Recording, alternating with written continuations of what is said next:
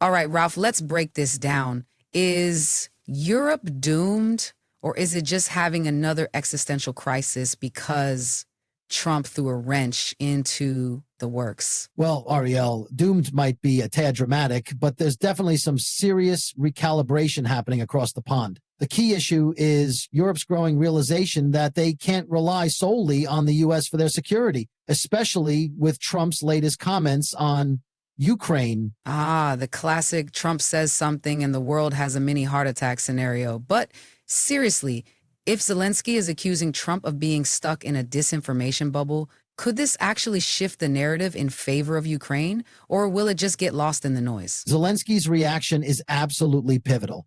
It's not just him calling out Trump, it's a strategic move to ensure Ukraine isn't painted as the bad guy in this conflict. Moreover, Trump's remarks are raising eyebrows in Europe, reinforcing the urgency for the EU to forge its own security frameworks.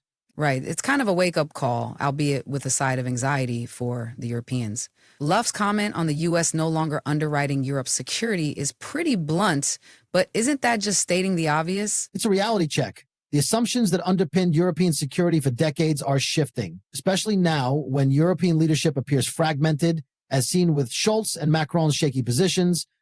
Europe has to rethink its reliance on the U.S. Okay, so panicking seems like the natural European reaction here, but with leaders like Keir Starmer in the mix, is there a chance Europe could unify its response? Theoretically, yes. Starmer has the potential to influence discussions, but his role is more of an advisory one post-Brexit. Europe needs strong internal leadership, which is lacking.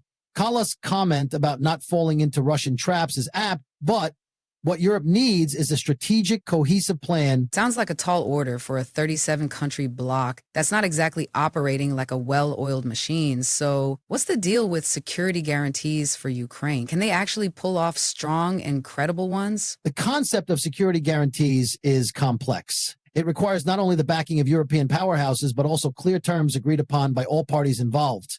Macron's and other leaders' insistence on the